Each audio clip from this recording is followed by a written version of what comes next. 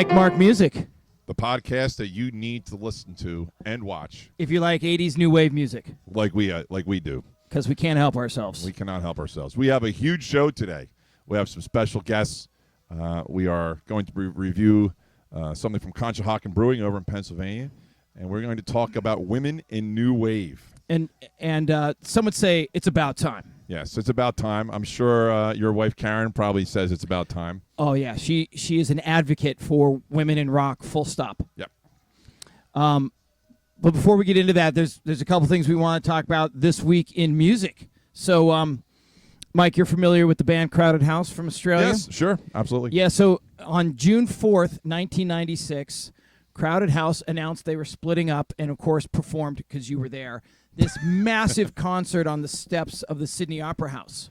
I was close to there. I was probably within 5,000 or 6,000 miles. Yeah, you were on the planet when that happened. I was on the same planet. Yes, yeah. Outstanding. Well, so they announced they're breaking up, but of course they reunited in 2007. So, and we're all happier for it. Yes. Okay, so also June 4th, and so when we say the 80s, we give ourselves a bit of latitude on each side of that. 1976, Blondie, Mink DeVille, Talking Heads, Laughing Dogs, and Tough Darts. You familiar with Tough Darts? Yeah, sure. No. Performed at the new wave venue, CBGB. Where was CBGB's? Refresh my mind. CBGB was in New York. Okay. Now, which borough of New York? I have to admit, I've never been there. Do you know? To New York? Yeah. Well, no, I've been in New York. I just haven't been to that venue to see a show. Me neither. All right. Well, I have no idea where it is. But That's we know why I asked the question. That is a major hub that, like all bands, when they went to New York, if they weren't playing Madison Square Garden, if they weren't big enough to do that, they went to CBGB to be heard and then getting airplay, which was, the way you got the news out that you were forced to be reckoned with. Mm-hmm. So anyway, live recordings were made of that performance and are featured on the album Live at CBGB's New York. So there you go. Excellent. Some good bands on that built also. Yeah, look, if you wanted to see the Ramones, you went to CBGB's. Mm-hmm. June 3rd, 1989, right in our wheelhouse, the Fine Young Cannibals, The Raw and the Uncooked, starts a 7-week run at number 1 on the U.S. album chart. 7 weeks. 7 weeks, and that went to number 1. Yeah, that's amazing in itself. I didn't know that they hit number 1 with the album. Do you remember the video for "She Drives Me Crazy" of the people hopping up and down like Frogger? Yeah, this is a good video. Yeah, kind of cool. We need to do one with videos. Yeah. Stay tuned. June 2nd, 1983, the 12-inch remix of "The Safety Dance" by Men Without Hats. We goes talk about to them number quite a 1 bit. on the Billboard dance chart. Wow. MTV begins playing the "Who's a Worthy" video, and the song soon rises up the Hot 100. What? Who's a Worthy? I don't know yeah, that one. Look, I probably should have left that out. Is that a Men Without Hats song? Like I said, I probably should have left that. Okay, and then lastly, June 1st, 1982, one of my favorite bands of all time, House of Fun by Madness, hits number 1 on the UK Welcome singles to chart. the House of Fun. Now I I've love come that of song. age. Do you know what that song's about? A House of Fun? Yeah, well, indeed, Is it where they lived or something? It's about a young man who goes to a chemist. They call it a chemist in the UK and Australia, but it's a pharmacy, yeah. right? To buy fun sort of tidbits for his party, and the chemist gets all posh and says, "This is a chemist, not a junkie shop." So anyway, it's a good little song though. It's a great song. I love the video. They are so young. I think that's my favorite Madness video. Well, you know what? I'm going to push back on that a little bit, but that's probably because my depth of madness probably is... exceeds mine. Have you ever seen the video for Night Boat to Cairo? No. Well, there you have it. Everybody check that one out. All right, so look, we're going to come back with a special guest. We're going to talk about women in new wave, and I think there's some pretty heavy hitters in this segment coming up, and you're going to want to listen to that. But first, we're going to do... Beer of the Week. Yeah. Ding, ding, ding, ding. So today's beer the week. is Puddler's Row from Conshohocken Brewing. Conshohocken Brewing is shockingly enough started in Conshohocken, Pennsylvania. Yeah, tell us more about Conshohocken, because that's an interesting place. Conshohocken is a town in Montgomery County. If people are familiar with the Philadelphia area, it's on the suburban end of the Schuylkill Expressway, also known as the Shorekill Expressway. And it's a very blue-collarish town. It's an old town. It's been around a long time. The original brewery was actually, I believe, in a town called Bridgeport, which is there's a Conshohocken is on one side of the Schuylkill River, and then you have West Conshohocken and Bridgeport on the other side of the Schuylkill River. Anyway, I believe that's where the original brewery is. They have since moved to King of Prussia, and as luck would have it, it's right next door to my office. I actually got in there on this past Friday to sample some of their wares, and they also have some good food there too. Oh, that's good. So that's my short history of Conshohocken that I know of. There's a big hill there. Well, they seem to be really tied into the history of that area, and on their website, when you check it out, it's interesting because they say Conshohocken Brewing is founded on the same American industrial spirit as the borough for which our brewery is named. Conshohocken, PA, was an industrial national hub in the late 1800s, a time of bowler hats, small local breweries, and velocipede bicycles. And they use that in their on their branding. So, do you know what a velocipede bicycle is? No. Well, I always thought they were also known as a penny farthing, right? So it had that big front wheel and then the little back wheel. Okay. So there you go. Anyway, what's your view of this ESP, English Special Pale? Extra Special Pale. That's what it is. Well, I like it. I will say it took me my first taste of it. I was questioning a little bit, but I've since grown to appreciate it. I kind of like it. I kind of like the taste. It's bitter. I'm all right with a bitter beer on occasion. No bitter beer face? No bitter beer face, no. Especially if it's my first beer, which just happens to be my first beer of the day. Yep. So I kind of like it. What do you think? Yeah, so I'm going to agree that the first taste out of it was really got you kind of in the back of the jaw, but as it's opened up a bit, it's actually pretty mellow. Yeah. And it has hints of toffee. It's probably, if you really wanted to go down the path of drinking it correctly, you probably wouldn't drink this close to freezing. You'd probably have it around, 40 to 50 degrees, because I think it allows all the texture and the flavors to come out, which is kind of what we're doing right now. Yeah, that's right. We took a little long to get it ready. Who's kidding who? But I'm really enjoying this. I think it's a beer that would do well with food. Absolutely. Yeah. Or it's just simply by itself as you get home and you need an ale to take the edge off the day. It says it's an all-weather ale, and I'm good with that. I could drink this. Puddler's Row Extra Special Bitter is a classic English-style ale with a mellow roasted flavor that's rounded out by a toffee-like caramel sweetness. Did you get any of that sweetness? A little bit at the end. Yeah. A little bit of an aftertaste, a sweet aftertaste, which is good because it kind of hits you hard when you first drink it, and then the aftertaste is like, it's very more refreshing of an aftertaste. Puddler's Row is a well-balanced between English malt and European hops. And it's an award winner, Silver Award winner, World Beer Cup 2016. Classic English-style pale ale, World Beer Cup 2016. So these people know what they're doing. Yes, they do. You take your act overseas, to the belly of the beast, and you're winning awards. That speaks volumes, I think, about the craft that they're bringing to their brew. Absolutely. I hope that I can try some more of their beers. Yeah, looking at the brewery, they have their core, and then they do some seasonal stuff. They do a whole unfiltered IPA series, which maybe not be your cup of tea. I don't mind. I like unfiltered stuff. As I say, I've said to you before, I don't mind an IPA. I just only like to have one IPA, and then I want to switch to something different. That's fair enough. And then they do a bunch of barrel-aged stuff as well, which I think it really needs to be my next move in the beer side is to really not necessarily have it, when you're cask conditioned and really get into it that way. And we got plenty of options there. Right. So tell us more about if you have beer and you want to be on our show. Oh, feel free if you have beer, send us some. You will Yes. drink it and review it. That's important. If you've watched the podcast, we haven't given a bad review yet.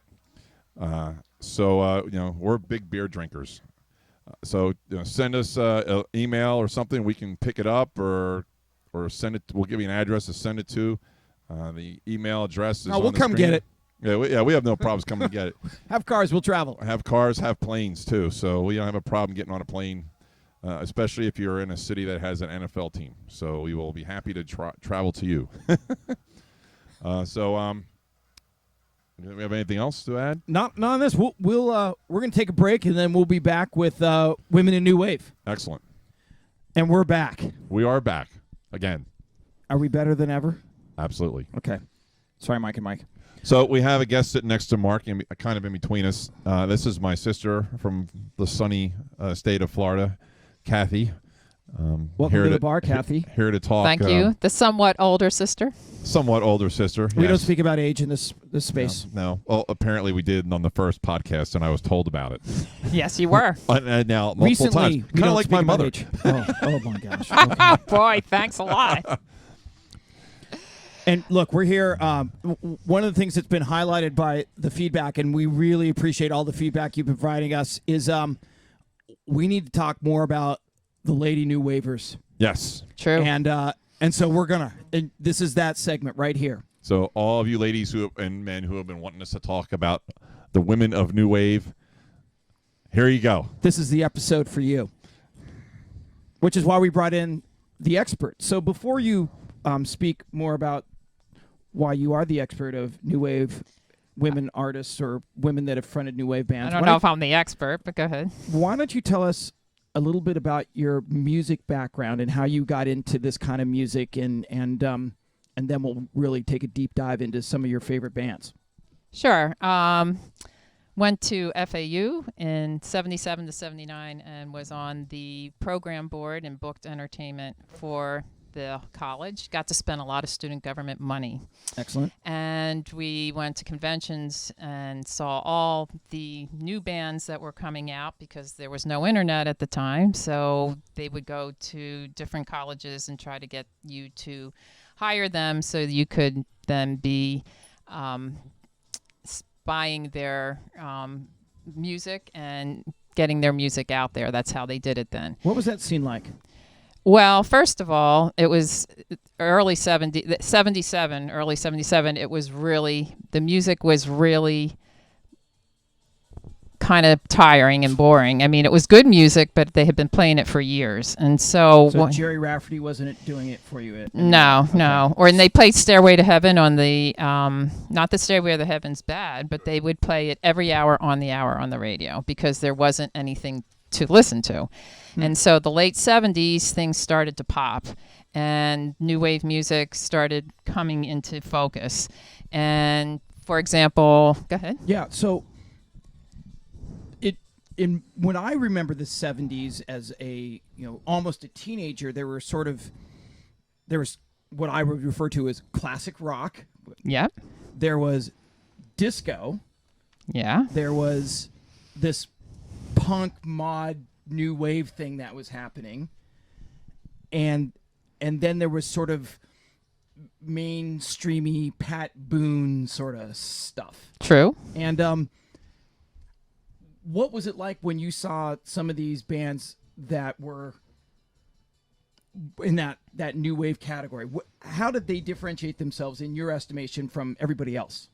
They were new. They were exciting. It was a whole new thought process and music. You got to hear, you could dance to it. It was really exciting and different. And we were looking for different at that time because there was so much. We've heard the same thing over and over again for a long time. So, for example, we followed the Billboard charts Yep. and started looking at who was rising up in those charts because they weren't playing a lot of new wave music on the radio at that time, at least not where I was. In fact, it was hard to even get music down there at that point in time. I had to drive. When I would come up here, I would go to the record store and probably drop $100 on LPs and then ship them back down there so I And could. how many records would $100 buy you at that time? Oh, 100. no, please, child. With $7 each? Would that be safe to say? I don't really recall, but I'd say $7 to $10. Okay. Yeah. So every time a new album would debut, there were so many good albums out there. We just kind of keep buying them because you couldn't really listen to it on the radio until MTV really came into focus, and then things really started popping. Yep. So, for example, I saw the Police in May 1979 at a club in Fort Lauderdale, which was amazing. And they were so different. And there was a wall of sound. It was 3 people in a bar and with, sitting around tables. Three amazing musicians. Yes, exciting. Very exciting. So I just say for me, it was a feel. It was something that I loved as compared to, and I love the old music, don't get me wrong, but it just started becoming tedious after a while. So this was new and it was exciting and it was upbeat and raw. And a lot of it was raw. It was really fantastic. So when you saw like some of these and what Mike and I have typically talked about, although not exclusively, some of these more British bands and so forth, what were some of the unique sounds and bands that you saw that really, resonated with you then and maybe continue to be, on your playlist? Well, there's so much. I can't even get into it. So, but just the sound was different. It was new. It was exciting. The vocals were raw, and what they were singing about was different. Just like when rock and roll came out earlier. I mean, they were singing different music than what was sung about before. I mean, there was always love songs and those kind of things. But there's a lot of new wave music that is based on so many different subject matters. And the musicians are playing enjoyably and together and just... I love the energy. I love them dancing around. I like them jumping around. I mean, I could put 100 songs on my playlist, as you all would, because that's what you're up here doing. But it's part of the fun. But the other part of it is that a lot of it is music I like to dance to. It's high energy music. You could, I don't know, pogo to it or whatever the case may be. You could listen to... Pogo. Hey, that's what we did at the time, a lot of it. So it's hard for me to put into words, but I really like the musical quality. I like the vocals. I like the way it was packaged. And then you added the videos to it, which was a whole new genre that we didn't have before. Could it? So I would come up when MTV was... open, for business, and they started playing music. I come up. Mike was 13, and all I did was watch MTV. It's easy to do. And because I didn't have cable, and so I came up home. We had cable, and we watched MTV. Mike sat there and watched with me, and so he really was introduced to a lot of new wave music through that process. All right. Well, we talked about the various genre of the music and who are some of the bands that were fronted by ladies that you thought, wow, what, and maybe speak a little bit also about maybe the music business at that time and how groundbreaking some of these female lead singers or, the Go-Go's are obviously all women. There were other bands. The Bangles. And Sure. But in the new wave space, there really wasn't. There was obviously some bands that were fronted by women, but it had to be a different kettle of fish when you came up with, you see bands like the Police or Depeche Mode and so forth, and then a band, say, like Missing Persons, who we're listening to right now, and what incredible musicians, but, it just all came together with the visual of of the lead singer? Well, Chrissy Hyde, for example. Oh, yeah, the Pretenders. Give me some on the Pretenders. I mean, she's a dynamo.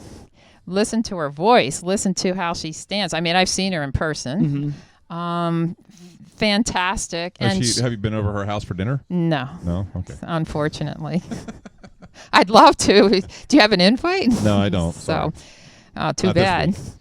Anyway, but she talked about her raw sexuality was what a lot of the female vocalists did. Raw sexuality on stage that wasn't there most of the time before. And it wasn't a victim. They were in charge. You knew that they It was their Right. band. It was no doubt they were It the was leader. their band, yeah. Right. And she, if you look at Precious, which is on my list, I mean, she just came out there and she's cussing up a storm. It was phenomenal. I mean, Eurythmics, Missing Persons, I can go on and Blondie. on. Blondie. Oh, Debbie Harry's fantastic. What? Heart. Well, Heart's more of a rock band, Heart's but doesn't fit into this genre. Come on. but Her it still is. I mean, Debbie Harry was great, but she had really that started look. in that. She had that yeah. really. Yeah, I mean, when you talk, and she exudes sexuality, in my opinion. I mean, she had that. She like, I for lack of a better term, like a slutty type of look, but she wasn't. I mean, she didn't seem that way. Just like the hair was always kind of like little grease on the greasy side. It was, her eyes were half closed all the time. I don't know. It was whatever substance that she was using at the time, but but I've seen her live, lately, and I'm assuming at this point that she's relatively clean and she looks the same as far as that's concerned. Yeah, she looks good. Yeah, she's aged well. But see, she started. There's a lot of disco in her woven with her new wave music. And rap certainly. Yeah, I too. was Yeah, about to say right. some credit her with the first rap song. Right. Right, exactly. So, and that was the other thing. They brought a lot to rock and roll, a lot of that punk vibe and that raw energy with that dark underworld type of thing brought into rock and roll and made it a new style of music. And we were Kim Wilde, another Wilde, person. yeah, good one. So it's the B-52s and All right, well, so let's take a pause there because there's a bit of there was some back and forth off air about whether the B-52s are a female-led act. So you might be the tiebreaker on this. What is your view? 2 against 1. 2 women in the band against 1. They're all vocalists. Well, so what do you tell me? Yeah, but they're not. I don't think that Cindy and Kate are the driving force in that. I mean, to me, if Fred's not in the band, that band's nothing. I really think. Now, granted, I mean, they had some. The guy who's the guy who died. Yeah, it was It was one of the brothers. Cindy Wilson's brother. Was it Ricky? Ricky Wilson. Yeah, Ricky yeah. Wilson. He was the main songwriter, if I'm not mistaken, and he was the guitarist. I mean, and he was very good. I mean, I thought he was underrated in that band. But I mean, Yep. But as far as fronting the band, I can't. Well, I can't see that band without. I mean, you can't take Fred out of that band. You could take the girls out of that band and replace them with 2 other girls, and it's not going to change much.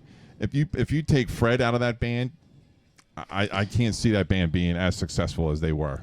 I agree with you there, but you also have 2 women and 1 guy singing. True. And he defers to both of them when you see them live in concert, and they're all 3 are standing right next to each other on the stage, all up front. And one thing that Mark said off air was Fred doesn't play any instruments. So that He plays the tambourine.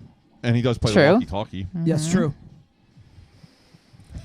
But anyway, there's So, look, my view about the B-52s is they are still a highly leveraged female component to that band. If you took the 2 ladies out and you replaced them with 2 dudes, that is, as you rightly, that is not the same group anymore. And when you look at the hits that they have, even their early work, plus some of their late 80s, early 90s when they were sort of more mainstream. Fred is more of this has a terrible connotation, a carnival barker, than he is actually carrying melody and singing. But in the old, I mean, I'm talking the old stuff. The yes, the first album, Wild Planet, right? All that stuff in is Mesopotamia. In Mesopotamia. That stuff is all him. I mean, I think. And well, it's great that they have such a long career where you could actually say, okay, well, which version of the B-52s are you referring to? I could agree with the point where they evolved into a more female-fronted band as opposed to in the beginning. Right. Where, like, Blondie, it's kind of, you see, that's the other thing. Parallel Lines is such an incredible album cover because it basically sums up the band. Like, all these dark-haired dudes, probably, Northeastern, and then this wafy, blonde, drop-dead gorgeous woman, and it's her band. Right? She's telling all these incredible musicians, hey, this is how we're going to do it. Well, we were listening to Missing Persons before, too. I mean, I'll say this much. You can't take Dale Bosio out of that band, or Bosio, Well, I don't know sure. how to pronounce her name. But, I mean, even though her and Terry, their husband, were the driving force of that band, I mean, you can't replace her. You can replace anybody else. You can't replace her. The other band that you mentioned was the Eurythmics, which is... We kind of forgot about them when we were originally talking about this topic. They are almost synonymous with that MTV era. Oh, absolutely. But musically, lyrically, so incredibly talented. Mm-hmm. Right? Oh, definitely. Tell us more about the Eurythmics. How, were you... Because I thought it was such a unique, just the two of them doing their thing. Go. Well, You like loves that? put me on the spot, why don't you? Well, this Annie is my Lennox. part. Well, first of all, Annie Lennox Oh, is she's amazing. amazing. I mean, and he, Visually amazing, too. yeah, right. She's the full package, but and he was the driving force a lot behind the music. Right. Yeah. But her voice carries that band, or duo, or whatever you want to call it. Absolutely. And such a different sound. And that's one of the neat things or cool things about a lot of the new wave music is every band that came out had something a little different to them that made them more interesting. So, for example, different than, say, Chrissy Hyde, Terry Nunn from Berlin. Yeah. Oh, yes. I mean... Who continues to perform at a top level to this day. Right. I mean, and then if you talk about the Go-Go's or the Bangles, I mean, if you Bananarama, yeah. I mean, you can't take the girls out of that band. Well, you could, but then you just have yeah.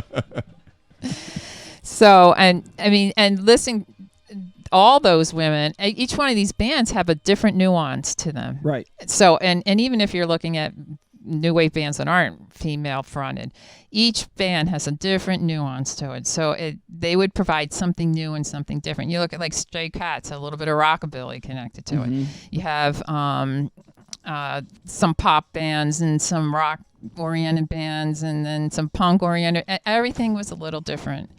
And so that's what made the music so interesting. And then someone like, the group like the Police would be just, as I said, a wall of sound with three guys. So, Right. But if you're looking at the differences, I mean, when you look at Missing Persons or Berilin, or the Eurythmics, each one has a distinctive sound, and that's what I like about it. It's a driving force for me, anyway. Any videos that stick out to you as like, oh my God, that blew me away when you saw it for the first time? Almost every one. So did you like the storytelling ones, or did you like just the live concert footage? They were both good. After a while, though, at the beginning, MTV videos were really good, I thought. But then as they became more popular and and bands became more involved with trying to tell a story or whatever, then it became a little strange. And it became less effective. It was much more interesting in the beginning.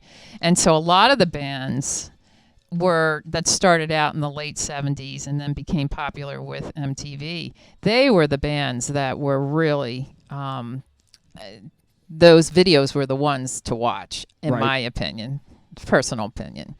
What I always liked about the videos, growing up in Portland, Oregon, we weren't like on the first or second stops of the tour. They may have gone to Seattle. They probably went to San Francisco, and we got overlooked a lot. And so that's how you actually got to see who they were. I mean, sure, you bought the album, or for me, the tape, and you pulled out the liner notes and you looked at it, but to really get a sense of who they were musically and visually putting it together, I always loved the concert footage. Like, I remember, okay, not ladies, but On the Loose by Saga, that video. Yeah, that's a great video. And it's just, there is a story being told, but I couldn't tell you anything about that. Me neither. I could tell love the song, though. I could tell you everything about the video and the concert and the lights and stuff that they used. And so the Eurythmics. Oops, that's me. Sorry, that was me. Their videos, again, Annie Lennox was a show-stopping, because her, with the short hair and the red and just her look being so remarkably unique for that particular time, was, you couldn't take your eyes off her.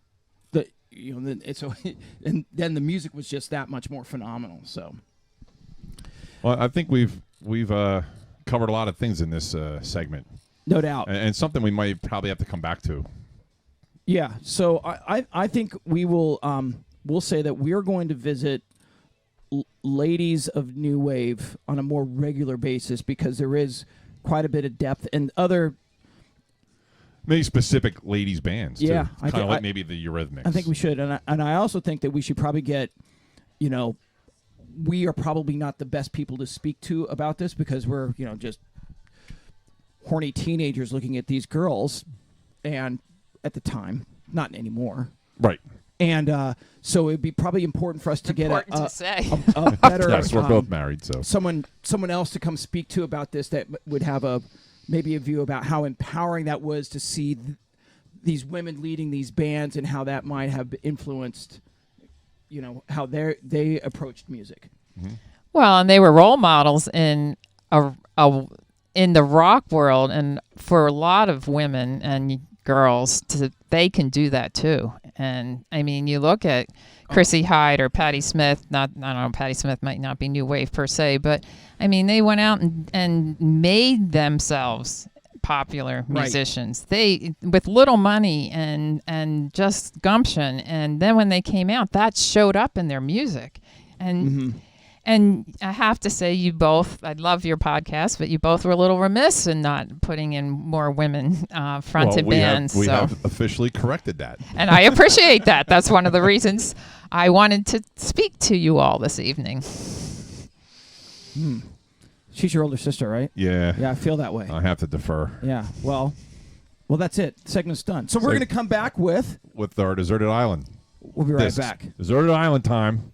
Deserted desert island. So it's got to be warm. You can't be on a deserted island and be freezing your you-know-what off. No, that would be bad. So it's got to be, and in, keeping with the right theme, and it's summer, let's have some songs that you can have a little fun with, don't you think? Sure. All right, well, we're going to let the guests go first. Okay. So we have an extra guest. We had an extra guest, yeah. Tom. Hey. I don't need that. I have a loud, booming voice. No, you need to swallow the mic. Okay, I will eat the mic. There you go. All right, so it's your island, man. All right, Tell us. so I'm like a movie guy. I'm very visual. Yep. So when I picture Desert Island, I picture the whole Johnny Depp scene where you got the bonfire burning on the thing. They're drinking a bunch of rum and they're dancing around, or like Dances with Wolves when they're dancing around the fire. Or there's a movie called Kingdom of the Desert or something. I forget. But anyway, they're dancing around a fire. So I think of like, what kind of spirits would I want dancing around a giant bonfire. So the songs I picked are like all weird guys who have a lot of energy. The first one is I grew up in New Mexico, and out in New Mexico we had kind of a Tex-Mex new wave guy. He'd come through our college campus at old New Mexico State University. His name was Joe King Carrasco and the Crowns.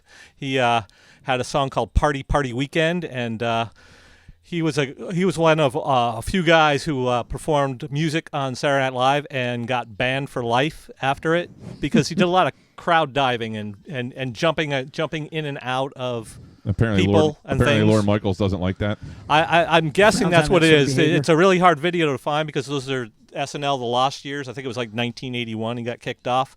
But he's like a real crowd pleaser, jumping around. He did a song on MTV, which was a version of Party Party Weekend, which was a Christmas party, he called it. And he was like in a Santa hat and like striped suit. Nice. And so he's like one guy I would like to, jump around a fire with. And the second one is a band from Australia called Midnight Oil. Yep, we know and them. they have one of the most unique looking lead singers. He kind of looks like he should actually be in like Road Warrior, big bald dude out in the desert.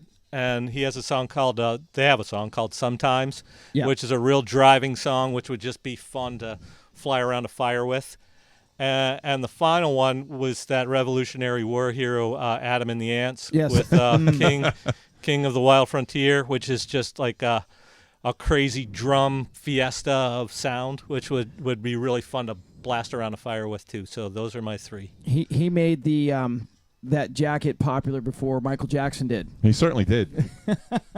He also wore some crazy hats, if I recall. Yeah, he would go with the tri-pointed thing and the Napoleon style. Yeah. He also kind of wore war paint on his face, and he had like all kinds of earrings hanging off on him too. So Well, Adam and the Ants to me were a little more of on the punk genre than new wave. I think he kind of crossed over into new wave when Goody Two Shoes the Ants did. were done. I don't know. I thought ant music was right up there in that genre of, oh my God, look at that. That is so different, and what an interesting sound.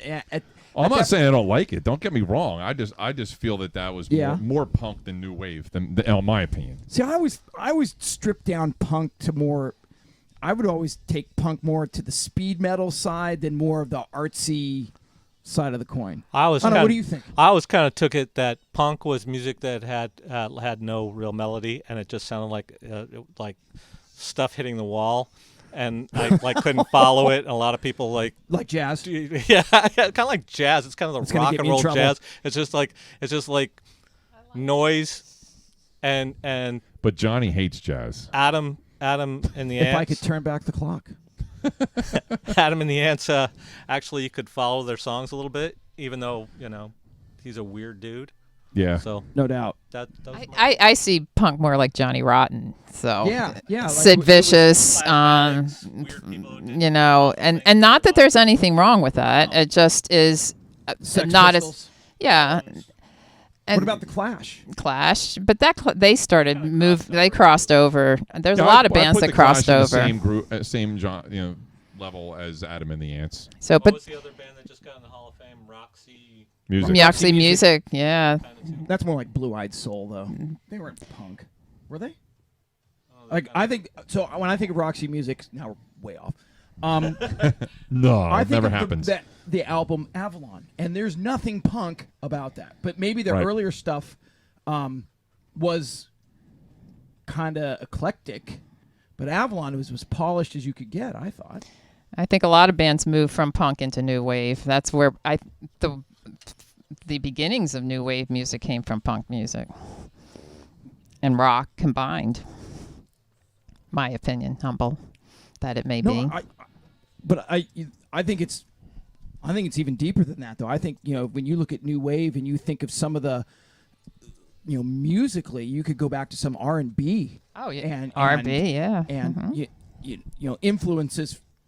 That was, I think, obviously one of the things that is so attractive to that genre is that they weren't shy about taking influences from anywhere, right? And turning it into something that particularly with the synthesizer and maybe some some funky backbeats. Made it really Well, new wave music really you could did bring dance to. synthesizers as well. No so. doubt. Those are 3 awesome deserted Yeah, man. You And- can dance all night with that and, stuff. You'd be tired.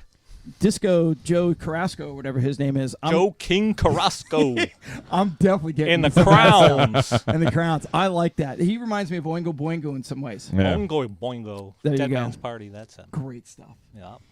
Kathy, what do you got? Patti Smith, Because the Night, late 70s. Really powerful female vocal driven song. Love it. Could listen to it all the time. Great LP. The Pretenders, debut album, Chrissy Hyde. Precious, which I talked about earlier. Mm-hmm. Phenomenal.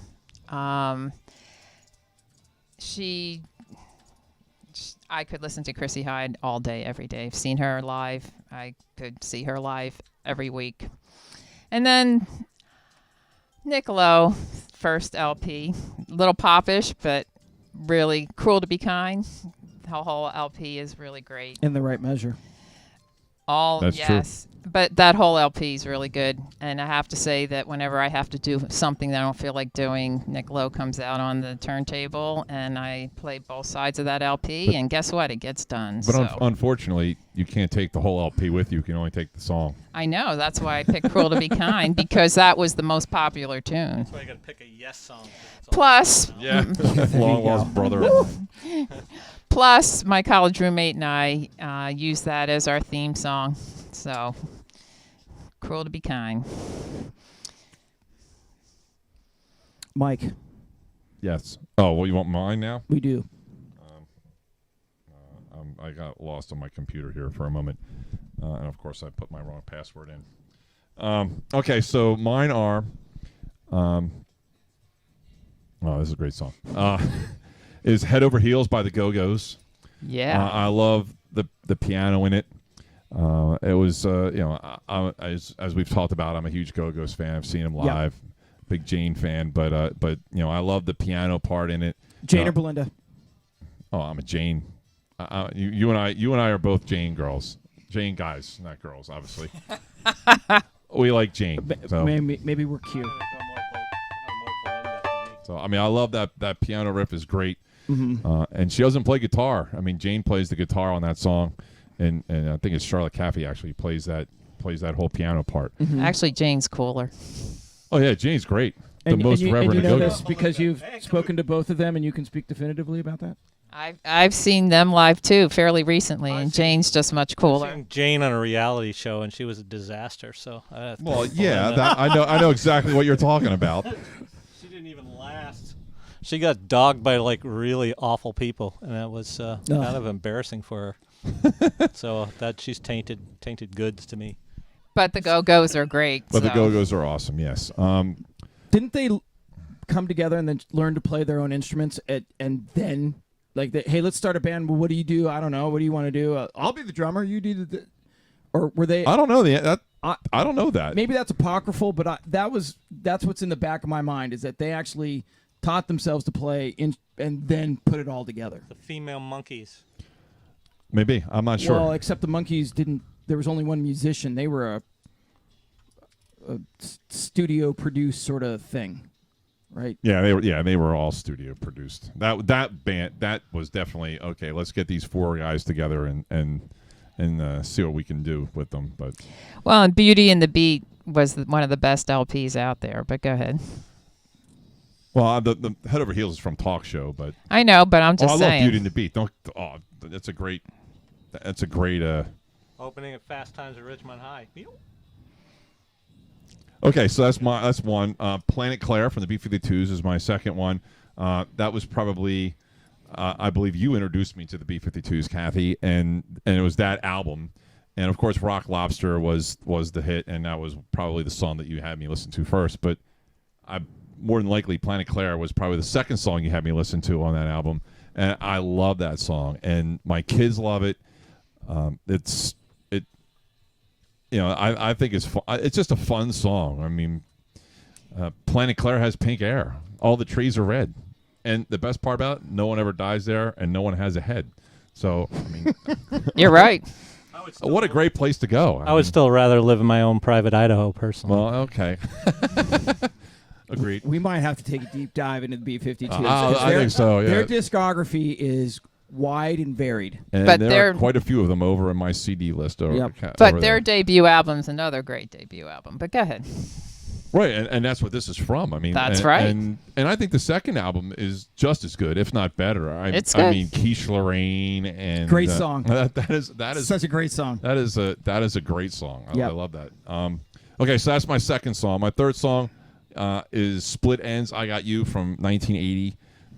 That was a number one hit in New Zealand. in New Zealand, and also Australia, I believe. Yep. Also, So those are the Finn brothers. the Finn brothers, who morphed into Well, one went to solo and then Crowded House, of course. right. Crowded which is House was kind of where I was way headed. on my list. Right, I really like the I Got You song. I think that song is. I even think that's kind of a song that's a little more poppy than new wave. That song, and not necessarily Split Ends, but that song kind of was a, more of a. I can't believe that song didn't do better in the States, on the state side. So again, I think Split Ends did well during the MTV time because their videos were so, and that was, having lived in Australia for as long as I did, I found out that they had this show every Saturday morning that went for 3 hours, and all they played were videos. It was free to air, is what they would say. So it'd be like, instead of watching This Week in Baseball, they did 3 hours of videos on one of the ABC channels. And so they were actually kind of ahead of the curve. So Split Ends, the Hoodoo Gurus, In Excess, I could keep going, but were making videos before American bands were doing it because that was what they had to do to get seen and played and so forth. Right. So, but yeah, Split Ends very high on my list. That their History Never Repeats is their greatest hits album, and there's not a bad song on it in my estimation. So Any band from the same country as Flight of the Conchords is fine with me too. present. So I guess it's my turn. Your turn. So I'm staying thematically with what we did today. I also have a B-52 song, but I went with Legal Tender, which Heavy equipment. was a fun little song, right? So it's got that little, synth drum beat going on, but it also reminded me of the and he used a similar drum beat, which is kind of fun. Fred doesn't feature in that song. What album is that from? Touche. I'm pretty sure it's the same album as Butterbean, which is one of my Yes. favorite B-52 songs. Pass me a plateful, I'll be grateful. So I'll find it. I think Song for a Future Generation is on that also. Yes. Yeah, that's a good. Where they introduce themselves. Yes. That's so good. That's so good. I mean, Hi, I'm Kate, and I am a Taurus. so again, that's kind of quirky, like what They Might Be Giants. You could see those two dudes doing something like that. Yeah. And I think that's why I like them so much, because even though it is quirky and a bit kitsch, and they had that whole visual thing, they're smart. They really their songwriting is smart. Their arrangements are good. There's no doubt that they really enjoyed what they do, even when they had to take that break because of the tragic death in their world. So, Legal Tender is from the album Whammy. Whammy, that's it. Okay, I'm glad I could. The technology didn't let me down there. Okay, my second song is Atomic by Blondie. Now that is just a pure disco song, right? There's no doubt that if you're happy to sing the song "I'm Too Sexy" by Right Said Fred, you're gonna Which I follow am that very up happy to sing that, by with the way. Atomic with Blondie. Again, open up the hi-hat and hit it on 2 and 4 and just go. It's fun. We're not trying to reinvent the wheel here. Everybody, everybody gets out on the dance floor and has a great time. So, and it's Blondie. How can you not like that? And then getting back a little bit to the Adam and the Ants theme, when they were done with him, they backed and I can't remember her name. Annabelle. Yes, and she had this most unique look. Right, she's obviously of mixed race thing going on because she had these really incredible features, and of course the mohawk, which back in 1983 was revolutionary. There weren't too many Half people bald. going, it was the dude from the Clash and her, Joey Strummer, and that gal. And Do You Want to Hold Me is such a fantastic, you nailed it, man. It's like you're on the beach, knocking the Annabella Lewin. there you go. I mean, everybody knows I Want Candy and them bouncing their heads in the sand and stuff like that. But Do You Want to Hold Me is That's a great song. it's a power pop song, and I think it fits. If you're gonna follow that up, you're gonna hear Haircut 100 right after that, and everybody be like, absolutely, that makes sense. So those are we'll add those to the playlist, and look, there's All if you're great picks. If you're interested in these playlists, and we'll definitely be adding theirs too, you can go to our website. What's that again, Mikey? It'll be up on the screen. Our Beautiful. producer / engineer / editor / jack of all trades. / confirmation sponsor. Yes. Roller skate guy / DJ / panda. We'll be happy to put all that information on the screen here. Don't forget to like us on Facebook. And email us. You can email us your Desert Island Discs. We'd like to thank Kathy and Tom for coming up Thanks from a lot. Florida That was great. Thanks Really for having enjoyed the us. just to be conversation. on the podcast. So, I mean, what a sacrifice that they made to come up here just for that. Mm-hmm. And we even have a special dog guest who apparently wants to get in the camera too. So until next time, we will listen to music and listen to lots of new waves. So we'll talk to you next time. Keep listening to great music.